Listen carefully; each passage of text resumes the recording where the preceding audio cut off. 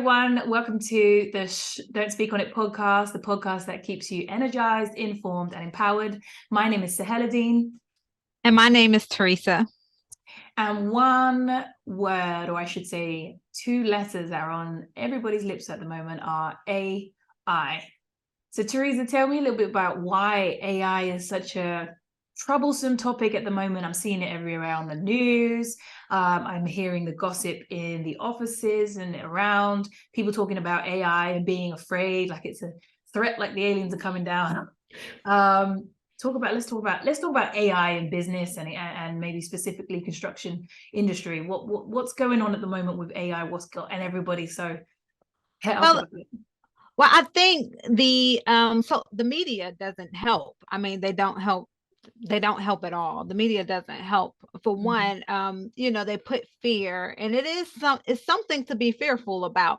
They putting fear into everyone. But AI has been around for a while. Things like cars that's driving themselves have been out for a little while, and face recognition on our phones is part of AI. So it's been out for quite a while, but the biggest issue, I think, is the fact that the information is just so easily accessible, and it's easily to replace jobs. I think those are some of the big issues. But today we'll talk about how I feel about it and why I think that although you have AI, why I think it can't 100% replace the human, us as being humans, within industries. And I think that's important to talk about, why I feel like it can't replace. I mean, things like chatbots, we call customer service.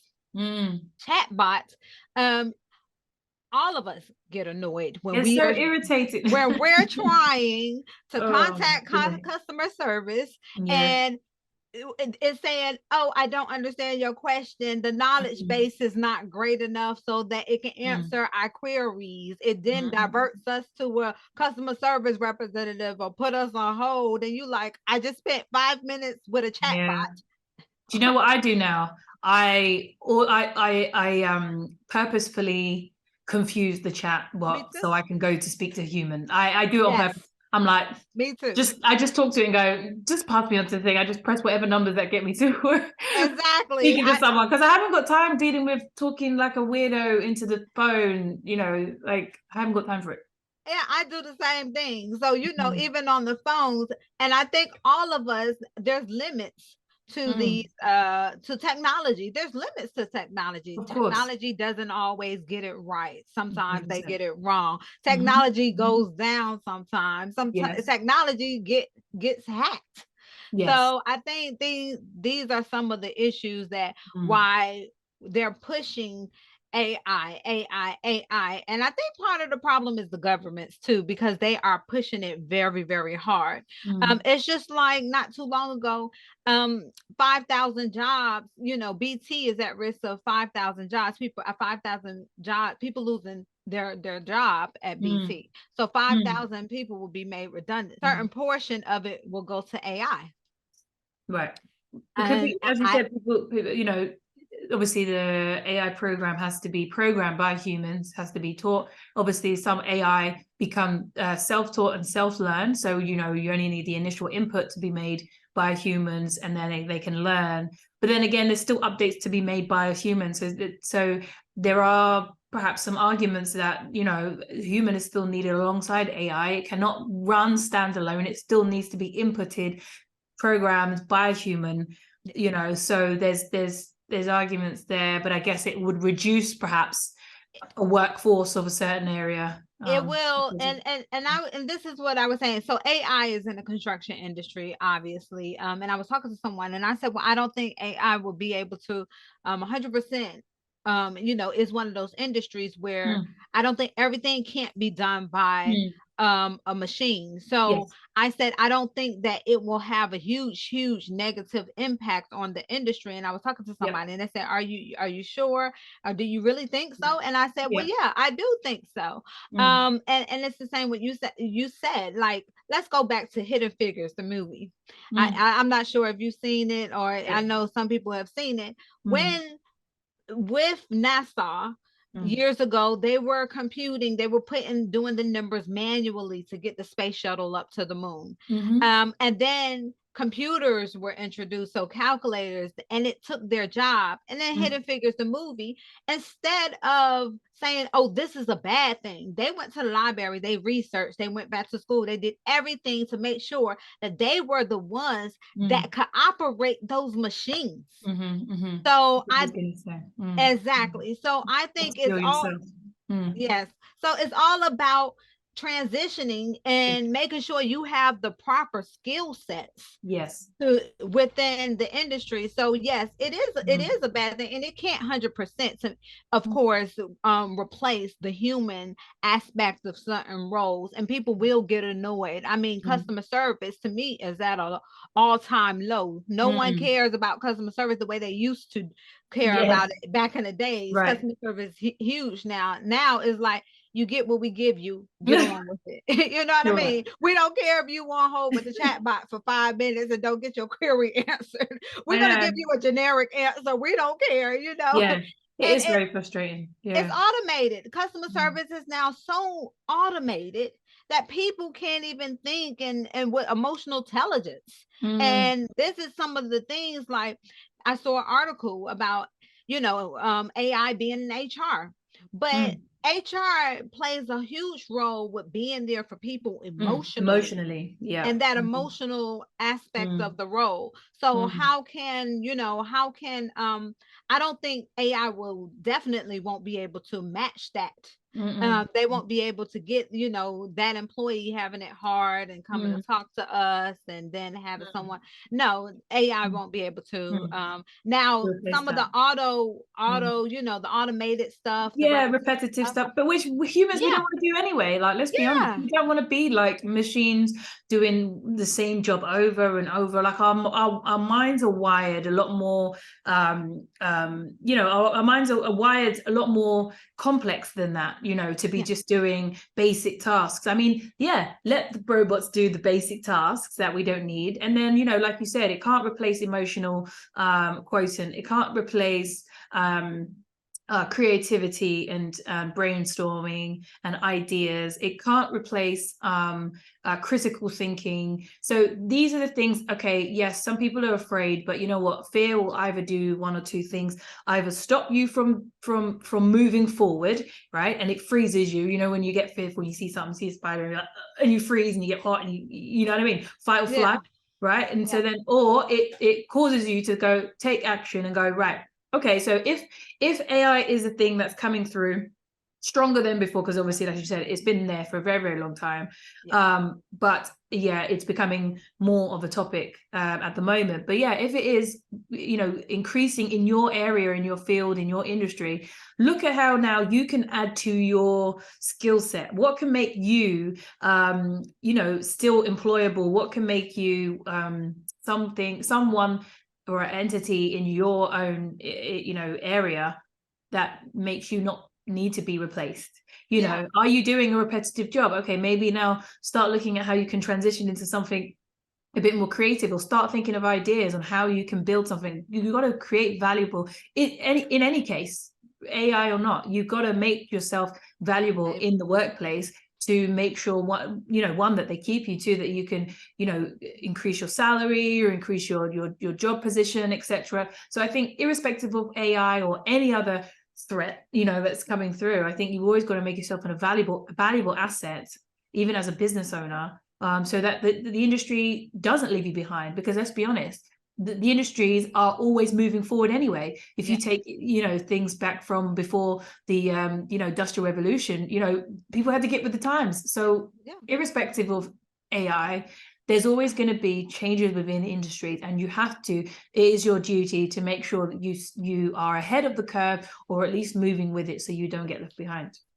So, and with that being said, so another issue that people were saying, especially like using the AI to source candidates in the HR, Mm, mm. there's bias. I haven't used, I'm going to be honest, I haven't used GBT, yeah. Mm, mm, mm. GPT, I signed whatever. up just in case I needed it, but I don't need it. I like to use my brain. I like to use my brain I too. like to be I like to thinking. be original. I like to Me use my too. brain. And then Yeah. so my father, and that brings me to a conversation. My father just recently, he was like, "Oh yeah, yeah, I need you to do something. Do you have AI?" Because I was telling him, Yeah. I was using a little bit, not just using it per se, Mm, but AI. And I was mm, telling him about AI. He said, "Oh yeah, I need you to look something up." And I said, no, I said AI is not, it's okay, but it gives you mm, vague responses. It's mm. AI is only as good as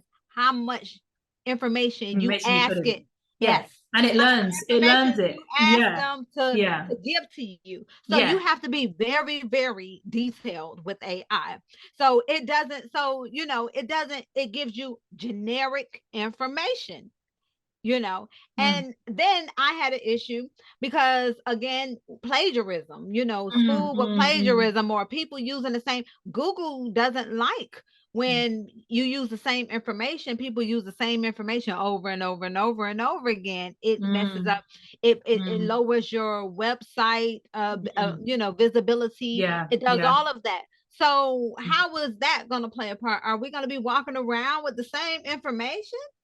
Yeah, you well, know yeah. I think originality is key, and that is something that we are losing anyway. I think Yes. people are losing their originality. I think what with social media and everybody copying and emulating and doing trends. I mean, obviously, since Twitter, people have been doing trends, and I never like trends ever. I am always, like we've talked about in the other one, I'm a stubborn person.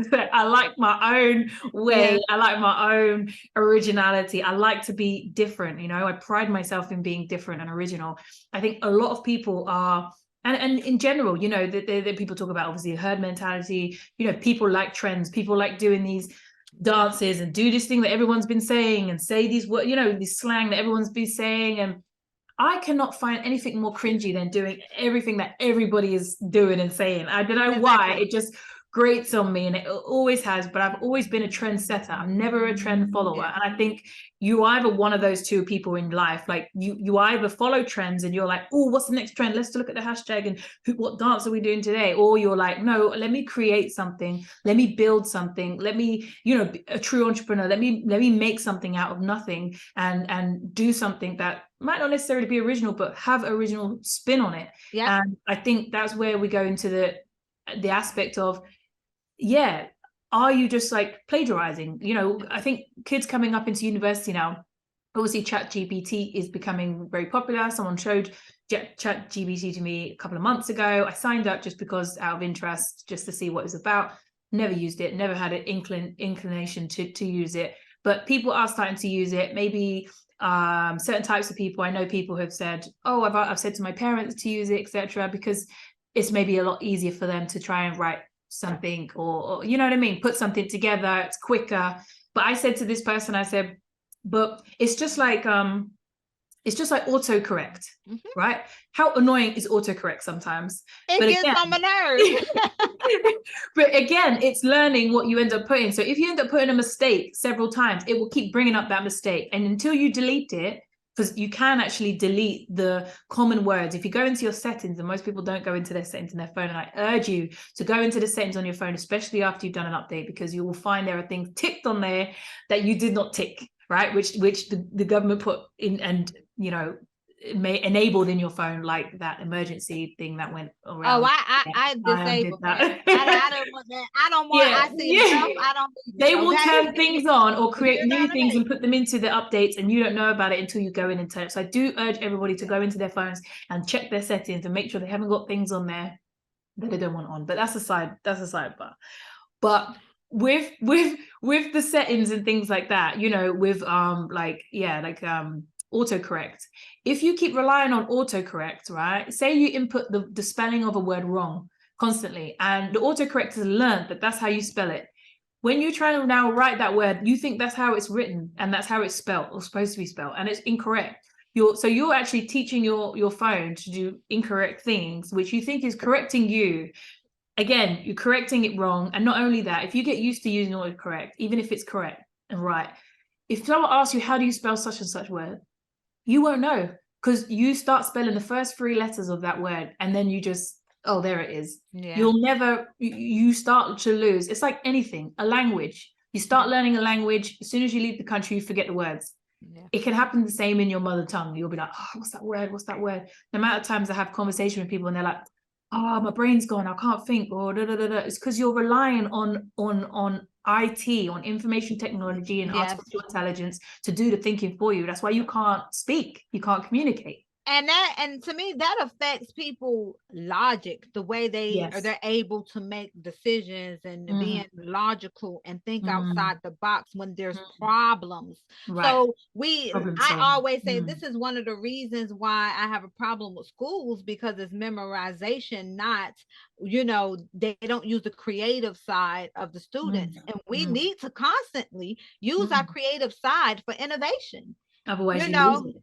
Well, that's the thing. Well, that's the argument, isn't it, with some of these diseases like Alzheimer's or dementia. People are not, and that's why a lot of the rehabilitation work, or the work that they do with patients who have that, try to be more critical, do critical games and things like that to keep their brain working. Because if you do it, it's like when people say they retire, and they go and retire and they go and live on a beach and do nothing, and then they end up dead within a couple of years. Exactly. Because they're not keeping their brain active. You're not problem solving, which is our natural humanistic. You know what they say? You don't use it, you lose it. You lose it, right? Exactly. You don't use it, you lose it. Yeah. So it's good. It's good to use things in moderation. Yeah. But if you start relying, and like I said, people will resonate with that autocorrect thing, because there's times when you're like, oh, you just quickly write something, you're using it then and you're losing words. How many times do you read new words? How many times when you hear a new word on when someone's speaking on a TV show, on a whatever, and do you actually look it up and try and learn that word? How many new words are you actually adding to your vocabulary in your mother tongue? We're all on Duolingo or whatever new language learning application, learning new languages. But how have you really mastered your own mother tongue? Are you using words that aren't just the same common words? Are you expanding your vocabulary? When I was younger, I used to read a dictionary, not because I was a nerd, because I wanted to learn as many words as possible. I could use the basic word for something, but actually I want to be a bit more creative and use a different word. Yeah. But then you actually find, then you end up speaking over people's heads. Yeah, because they don't understand. Yes, and so you have to dumb it down, not again. Yes. To basically not dumb it down, but use basic words for people to understand. And then we're not evolving. We're not elevating our minds. We're not having fruitful conversations. We're not speaking eloquently in a way where we can really describe ourselves, because some words have meaning, and some words just don't hit the spot. Like with me, with words, I love words, as you can probably tell. I love to talk. That's why we got a podcast. But some words are just like, yeah, that describes it a little bit. But some words just perfectly explain what it is you're trying to say. Perfectly convey. It has a better effect on what 100%. You're trying to come across. 100%. Yeah, and sometimes, like, say for instance, it's not what you say, it's how you say it a lot of times, because someone was talking and they was talking about racism, and they wanted it to go on a website, someone I was helping, a company website, and I said, I can't put this on the website, this is not good. And they said, oh, but that's my truth. I said, it could be your truth, but I kind of lightened it. And I said, it's your truth, but it's representing the company, is on the company's website, so we can't put that like that. And then so their story, and then they say, well, but that's my truth, if you can't put it. And I said, look, there's a way. It's not what you said, it's how you said it. You specifically named people, you specifically called them racist, and you've tied the company into it, like that. So you're going to alienate yourself by doing that. Like, I get it, and I think people should tell the truth, but it's a time and a place as well. On a little business website is not it, because guess what? You ain't gonna get no business. And it had nothing to do with the business, but it was that person's yeah, you're just going off on a tangent about. Yes, because I said write a bio about yourself. This is going on a company's website. Keep that for your autobiography. I said that's fine for your personal biography, but right. we're talking about you're representing the company once it goes on the website, and he did not understand. I mean, because he speaks at these international world conferences and all this other stuff, and he just did not understand it, and he got quite upset. But I was very adamant. Yeah, no, I understand. Like, speaking at a World Summit is different than speaking on a business website, and I guess it depends who your target audience is. Depends on how big and universal you're trying to be. Are you trying to be all inclusive? Are you trying to be welcoming to everybody? People are going to avoid you if you're someone who is Black and you're speaking about racism and you start naming people are going to be scared to work with you, because they're going to be like, this person's going to be, I don't know where I am with this person. I have to tiptoe around. It was a nonprofit, and it was to help people, and that was not what the company was about. So at the end of the day, it was irrelevant. Yes, all they need to know. I gave them an example, and I said all they need to know is I've done this and this and that. I've had this amount of years. Don't go into how you went to a workplace, and nobody wants to know that. So now, taking that scenario back to AI, if he had inputted that information to ChatGPT, would that have come out and said, maybe you shouldn't use it for your website, it's not quite the right forum? Or would it just been like, here's the best way to say it? Yeah, it probably would. I mean, it might have, but this is another issue I have with these technology in these cars, because I think I was speaking to your father about it. I'd be like, these self-driving cars, I don't trust it. I told your father, I said, I already have an issue with but Alexa not understanding me. Okay. Alexa don't understand me. Siri don't understand me. I said, my Google's not understanding me. Yes. I don't use it much. Literally only when I'm driving. And then just imagine driving a car and said, car, please stop. And they keep on driving, and you say, stop the car now, and they're like, sorry, I'm not understanding you. But I know with the self-drive, because I did work in the automotive industry, so I worked with a company who built the self-drive and all the tech and stuff, and I know that they have, like, the cars that they have like internal auto brakes, so a lot of them use the sensors, so a lot of the emergency stuff, the security stuff, is all done by sensors, so it's not so much on command. The command stuff will be more like window wipers and things like that, or lock the car. But now Volvo had years ago, it was in the papers that they had where if they felt like you was sleepy or whatever, the car would stop and shut down. So and that's picking up energy, right? What is that using? How is that using? I don't even know what it's using, but my thing is, you could be in the motorway and kind of get distracted, and the car stop in the middle of the motorway. That is a hazard waiting to happen. I was like, oh no, because I've always felt that. Yes, because my sister, her car, she has a partly electrical car, and when it came to tow it, they couldn't get it towed because it would not move. It wouldn't unlock. It wouldn't come out of neutral. You couldn't even put it in neutral. You know what I mean, to get it towed. So I'm like, we are, and as I said, when I was working in the automotive industry, so I was working with cars, and it was more, like I said, electrification of cars, and it was very high tech, and this was 4 or 5 years ago, right? And even now, they said in the next 5, 10, 15 years, we're not going to see self-drive cars. The reason why is because there are still issues and glitches with technology that is not safe enough for cars to be driven completely without people.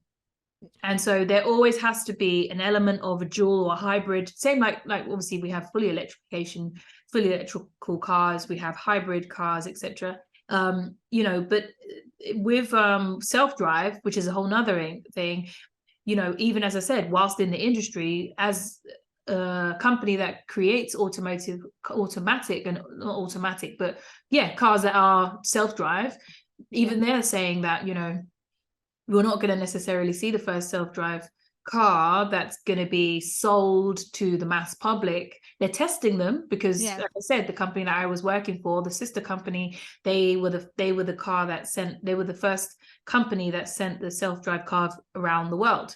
But it was monitored. It was closely monitored. Yes, it has to be, you know what I mean? They didn't just let it off and go. It was, you know, they're testing it. Yeah, you know, they're testing them. You won't see anywhere in any of these car showrooms right now, and you probably won't for the next 15, 20 years. Yeah. Because again, you know, they're not oblivious to the fact that technology still needs to be programmed, it needs to be updated, there are malfunctions, you know, weather, you know, again, when I worked in this car company, we had these engineering sites that had these massive weather chambers, and it's like, it's the size of a massive garage, and you'd put the car in there, and then the engineers would program all the different weather conditions. They would spin the wheels. So they do this with every car anyway, and all car manufacturers have this technology, I presume. But you know, they spin the wheels and they give it colds and they give it heat and they give it wind and all sorts. That's the process goes through before it goes out into production. So, you know, these cars need to be rigorously tested to make sure they're safe, because no car company wants to be liable. Yeah. Liable for deaths. Like, unless it's the Ford Pinto case. They didn't care. They said put the cars out. You know what I mean? Like, that was years ago. They said put the cars out. The cost of life is $250,000. We're willing to pay the $250,000 if these cars blow up. I mean, stuff happens to cars all the time. You know, with Audi, they had a massive case and issue with the ABS system. You know, the automatic brake system that was causing problems back in the 90s, early 2000s. You know, and people were, you know, crashing their cars because they're.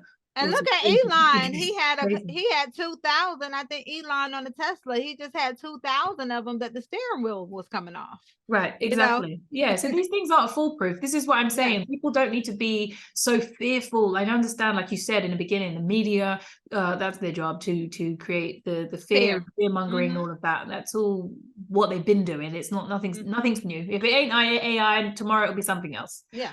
But I think you definitely need to do your research and look into what AI has to do with your industry, how you can mobilize yourself to work alongside AI, or, you know, render AI not being necessary. Or improve it, and find ways to improve it. And, you know, so I think it's going to a different way. Technology is growing massively. So technology is going to be a part of our lives. So those who go into technology and understand technology, they're going to come out very well. We have to start bringing on, you know, taking on new skill sets, and that's and unfortunately it's not going to stop no matter how much you hate technology. You just have to embrace it, like you said, and learn to love it, or do something about it. If you see there's issues, find ways to improve it.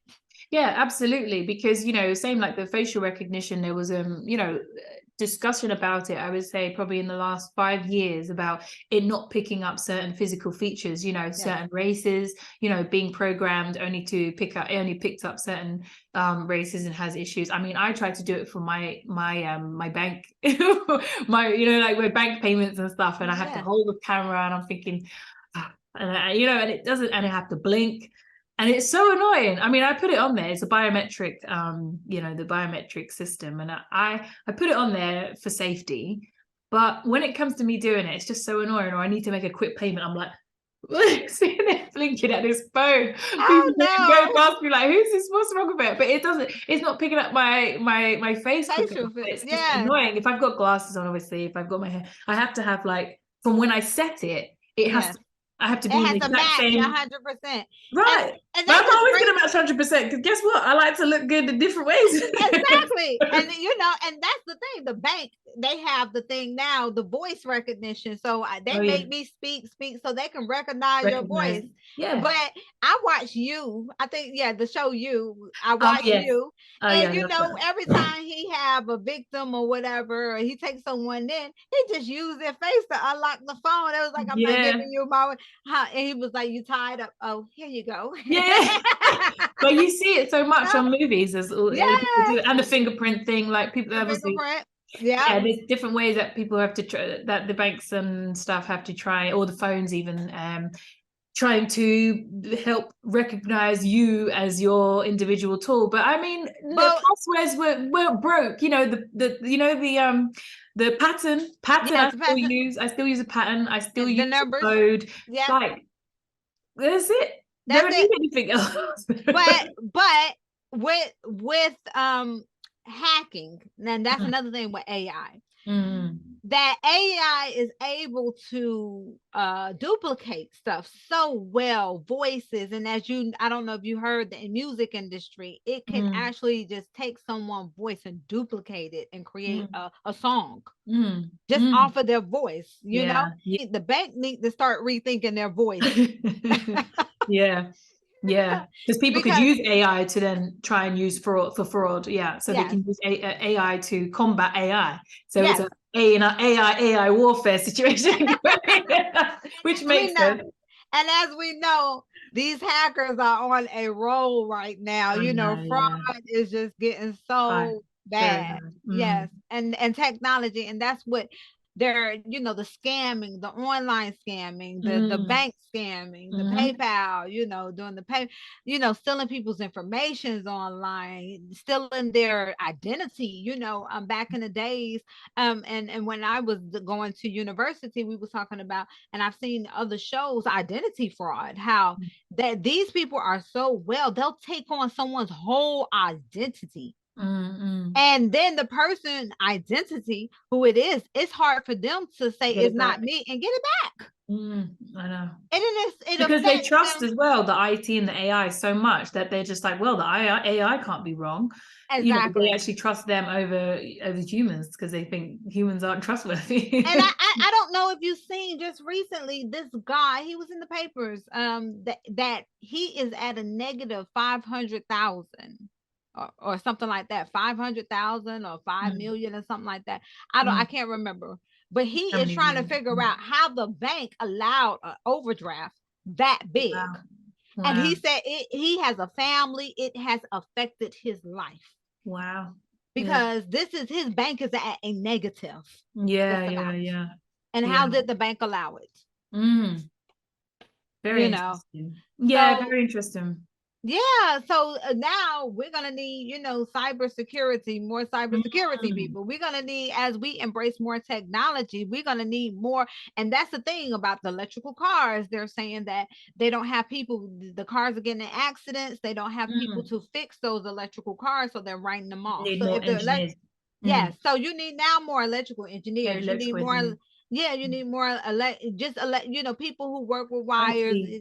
And IT technology. You need those type of programming, more programmers. Now we need those people within the industry, within all industries now. Yeah, and it's good to be clued up. I think don't be afraid of something, like, get knowledgeable about something if it's going to be become something that's prevalent in our way we live life. It is, because look, self checkouts, things like that, all of that is, we use AI more than we realize in life. That goes wrong, because you ever got stuck and then you had to get someone to come in every other item. You're like, oh my God, can you come in? I can't move forward. That ended up taking you longer than somebody checking you out sometimes. Sometimes you think it's faster and you have too many items, and then you see the line moving faster in the regular one. Yes. It's so true. And like, I've noticed as well in the clothing shops, they're starting to use AI a lot more, where you just put the clothes into it and it already picks up what it is in there, like Decathlon. A lot of the Spanish companies have used that. They're actually a lot further ahead, I think, than the UK with the AI in shopping, because all you do is put your clothes into this barrel. So if you go to Decathlon, you go to any of these kind of Spanish type shops, Bershka, you put your clothes in there and it picks up exactly what items you've got, and it's got its own tag remover thing there. And then, you scan, you do the whole thing by yourself. I mean, it's great if you know what you're doing. Generally, they have someone on board to help you, blah, blah, blah. But, I mean, sometimes it's more work than And it is more work for us, but as a company, they rather invest thousands into these machines to not have to pay the people. But then when they break down and go out of, then you only have a certain amount. So people. So then so it's a mixture. I think companies need to tread, they should embrace technology and AI, but then they should tread lightly and have someone just in case it goes wrong. It's just like websites, they're not 100% dependable, and they're notorious for hackers. And they're notorious. They're easy to get hacked on websites. And we all know large companies like Facebook, Instagram, they all get people accounts get hacked on Twitter, it's just, this is the era we're in. So I think people should be, careful, but like you said, not scared of AI, and embrace it, learn more about it, learn how you could be different. Because if everybody using the same information in AI and they're coming up with the same information, how can you personalize your information? How can you be different? How can you differentiate yourself in the market as a company than the other person who's using, or the hundreds of thousands that's using AI to produce this information? How can you give them customer service? One thing is like customer service, giving people that human aspect. No one can replace that. 100%. No one can replace it. And so I think it's always taking your life in your hand and just learning more, keeping knowledge. You can't beat knowledge, and the more you know, the better you're going to be. You're not going to get left behind if you know what's coming, if you know what's happening, if you know how to navigate and make things benefit you. You're gonna be fine. You know what I mean? And one thing I always say to people, I have dictionary app on my phone, so I always have dictionary.com, because I always like to learn new things, or so things like that. Find if there's an application that you like, if it's easy for you to have that, if you prefer not to have a book or a website or whatever, find an app that keeps you learning, keeps you aware, something that tells you what's happening so you can keep educating yourself. I think that's the only thing you can do. And have fun with it. I mean, I think it's exciting. There's ways. I think people are different, because I think that, like me, I'm a lifelong learner. I know I like to learn new things. I am very curious. So if you use a word and I'm not familiar with, I'm going to Google it. But after our podcast, I'm going to Google it. You see what I'm saying? Because that's who I am. Because I want to know. And if I like it, I may start using it. I don't know. But I'm a lifelong learner. However, some people don't care to be that way. They don't want to read. They don't want to be. They just want to live life every day and get on and have fun. And that's what they're about. So I think as individuals, it depends on who you are as a person, because I know we say it's easy for everybody, but if everybody wanted to learn, they will be so knowledgeable today. In different aspects. There won't be any ignorance in this world, and there's a lot of ignorance in the world, but it's because people don't want to know. They depend on the news to give them this information. And that's another thing. They were saying, speaking of which, they were saying that AI could be used to give disinformation, and it could be used for like terrorist groups, like infiltrating and other those political groups to spread disinformation. And so that's another thing. When you depend on your information coming from certain sources, and and even computers, go and research it. Don't just go by, because there was something I seen that said that Chat GPT had got something wrong. They don't always get it right. Because I think what it is aggregating information off the World Wide Web. So it may not. You don't know where the information is coming from. You're inputting information, or you're saying, what source is it coming from? You just something comes out, it gets popular, you're actually not investigating on where the source of information is coming. What makes that right? Just because you've somehow, for some reason, decided to trust this thing that's all of a sudden just come out and become popular. Now we've got to trust it. It's like, you got to, like you say, do your research, figure out what's behind it, who's behind it, whose company, who owns ChatGPT. I don't know. Like I said, I haven't used it, so I haven't done my research on it because I don't really care to use it. I'm not interested. But if I was going to use it, I would look into it personally. Definitely. If I'm going to be relying on it for no, things I'm going to be outputting in the world, putting my name to it. You know what I mean? That's the thing. I definitely won't be using it for contracts and stuff like that. I'd rather look at some people using it for real estate contracts and all types of stuff. But okay, it may give you information, but again, you may get the basis of contract, but you need to make sure and match and make sure it's within the law. Has the law changed? How updated is it? Because someone's got to update the thing. Someone's got to be behind it and keeping it up to date and making sure the information is correct, where it's gathering its information. How much do you know that? For some reason, you just decide to trust this computer because you somehow think the computer is smarter than human. That's a perception. That's not a reality. No, and the way stuff change every day. So say for instance, what I noticed from it doesn't give it gives vague information. It doesn't give it may give, a certain, so if I say give me construction law. Okay, so it'll give me the main laws like health and safety, blah, blah, blah, blah, blah.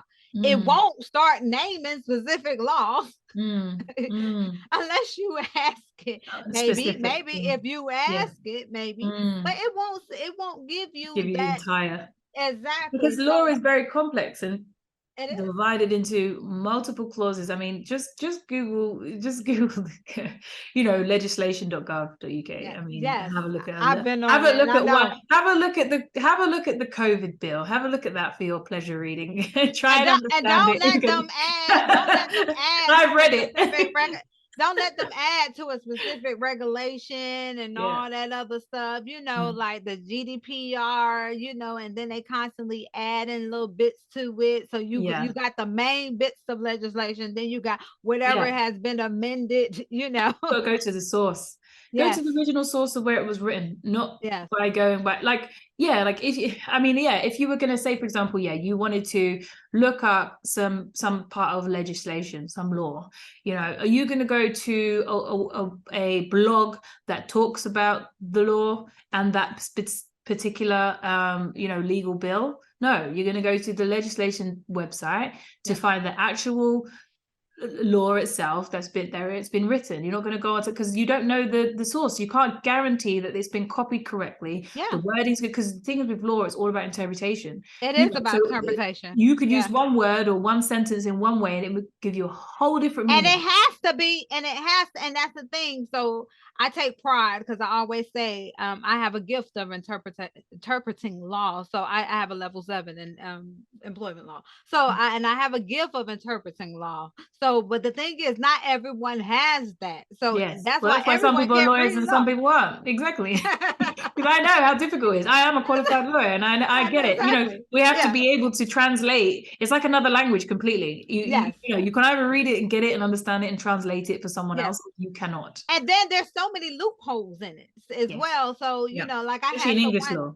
Yes. So one of the most complicated. I had someone tell me, it says that this is we can't give you this because we can't give you this information because we said it's going to be confidential. I said, but you'd had nowhere saying it was confidential. So one could say that it was never set that it was confidential. You know what I mean? I mean, not the law all of the holes, but they were trying to refer to a law that said it's yes, it's holes. And even in the tax system, we pay taxes based on the laws that is in front of us. When you have tax lawyers, they find those loopholes around the tax laws. And so that's why corporations don't pay tax. Because you hire someone who can read the law, understand it, and see where there's gaps. There's always gaps. There is always gaps, because you can't, it's very, very difficult to try and take every single eventuality. That's why when people send me their contracts and they've written their contract, or one of their friends have written a contract for someone, or they've received a contract from someone, I can tell when it's just been gotten offline. Yeah. Because I'm like, there are so many holes in this. It's one page, or it's a couple of pages. Yes. I can see where we can get around this. We can use this and I'm just like, to a lay person, which is someone who doesn't have the understanding of law, is not qualified in law, they're not going to understand it. They're going to think, oh yeah, this is tight. But I can tell the difference between a tight contract and a very loose contract. Yeah. And you don't want to be signing loose contracts. I mean, we're on a whole different, some people, whole different thing, but it's very true. You can't. Yeah. Some people like to get people to sign loose contracts. Oh yeah, then they can make their benefit. They know exactly making a way out of it. Exactly. So that's the thing. So if I'm making it, then sometimes I'm very detailed in my contracts, and sometimes if I want a bit of room to wiggle around, I'm loose. Yeah. So I'm not dependent on Chat GPT, right? Yeah, because you then thinking, oh yeah, Chat GPT's got my back. They got to sort me out with a contract I didn't have to write myself or figure out, and I'm going to send it to this person, get them all tangled up, and then they actually get a lawyer to enforce that contract on you, and you realize you're the one that's in a problem. You're going to realize, well, AI didn't have your back. Exactly. You're out of money. You're out of money because you didn't cover that particular clause. You didn't cover all the ifs and what could happen into your contract. Right. So these are some of the these are some of the things that make AI. Maybe people will watch this and be like, oh, I feel a bit more comfortable now, because like AI is not going to take over, and it's like, oh, the be all and end all. Like there are still many flaws, and I think once you're educated, you can see that. I think it's very easy to see once you're a person who reads and looks into things a bit more. You can always find a way out. Definitely.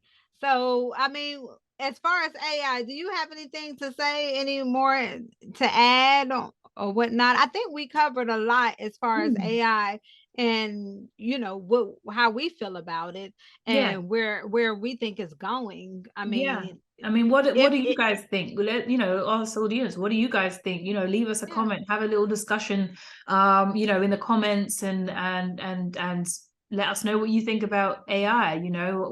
What are some of the things that you feel like people should do with regards to AI? Where should we be going? Where should we be positioning ourselves as humans, versus AI? Is it really humans versus AI, or are we able to live in a world together harmoniously? Who knows? Work alongside it. I just don't like I think Elon said something about putting a chip in the brain or something.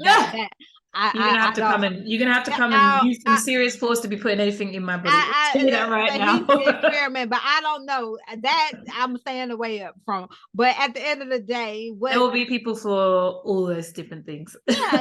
There's people be signing up and have at it. I mean, good luck. Yeah, and we've all seen these movies before where people train the robots and train the artificial intelligence, train the technology and the robots, and then they turn on the humans or whatever. So I think people was like, oh, the apocalypse is gonna happen. They're gonna train them, but they're gonna get so smart that they're gonna start disliking people watching too many movies. Too many films. Look, all I can say is I know I'm ready for a zombie apocalypse, so I am not worried. I know my plan. I know where I'm at. So, we need to start getting some bunkers ready. But the thing is that at the end of the day, what people, if you think about technology when it comes to how you're going to take your business forward, and how you, even with your children, how they can benefit from it, or how how you're going to raise them. They were raised, like I said, I told someone the other day that my children was raised in a different era. They was raised around technology. We had those big old TVs. We didn't even have flat screens, no smart TVs, no nothing. We had them big old TVs with the knob that you change. We had the radios where you just switch to the channel and change the knob, and you do this. And That's it. You know, that's how we were raised. Yeah. We was raised with them big old mobile phones, you know, Yeah. that look like iPads, you Yeah. know. So, but at the end of the day, things have changed so drastically. The Yes. information is just so readily available to Mm, not just people, but children. And mm, one thing about I think my daughters were using AI for something. I said, "Oh no, don't you cheat." And I said, "Don't do that." I said, "Do not mm, use that." I said, mm. "Plagiarism." And I started, you know, kind of scaring them. My Yeah. thing is that, Yeah. and they said, "Oh no, it's," and I said, "Try to put in the question and put it in the multiple times, see if it comes up with a different Different answer." answer. And Yeah. they said, "Oh yeah, it came up with a different answer." I said, "Oh, okay, Mm. well we'll see."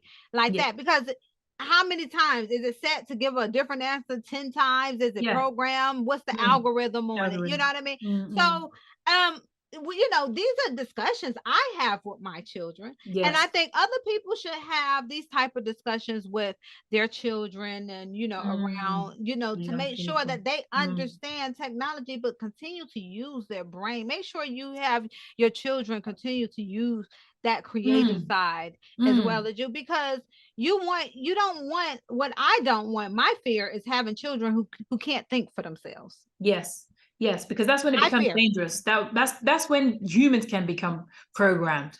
Yes. You know, they can tell Yes. you anything, and you just can be like, oh yeah, yeah. You just take it all in. No, it's very important to stay Yes. critically thinking. It's Yes. very important to have your own mind, be creative, have your own ideas, brainstorm. You Yes. know, these are our humanistic survival mechanisms we need and Yes. require in order to Yeah. survive in this world. You know, Yeah. so important. And that's the thing. And because, like you said, easily, you know, they use TV to program us. We are already being programmed to a certain aspect, whether it's news, whether it's Mhm, TV, whether it's, mhm, and then mm, as you know, with the news, they play the same thing over and over, the mm. same news all Same with day. social I, media. exactly. Social media is another area, is another way of, you know, I got stuff on sometimes. I don't even go on social media anyway because I've not got time. But the social media, you know, there's things on there that I didn't even ask to be seen. Like it's like, Yeah. oh, giving you suggestions. You might like, no, I do not want to see this. Actually, Yes. you know, why are you giving me suggestions about what I should be looking at, who I should be following, who gave that authority to, who even told you? You know what I mean? You're trying to learn my behavior. I'm hardly even on the thing, you know. And Yeah. so they're trying to tell you what you like. Like I said, I'm not really someone who likes to be told too much and stuff. So especially by no one I don't know. So you gotta like I use social media here and there, but you can't rely on these things. No. That's what I say. Like you No. do with your children. You're Yeah. showing them the benefits, how they can use it in some instances, right? But you've got to be thinking critically about it. Yeah. Like you said, you're testing you and what you're doing with your daughters is fantastic. You're testing the device, and you're testing the software to really see how much you can trust it. Because how many people are actually really seeing how much they can trust these applications, the software? Are we really pushing it? Do any of you read the terms and conditions? No, you do not.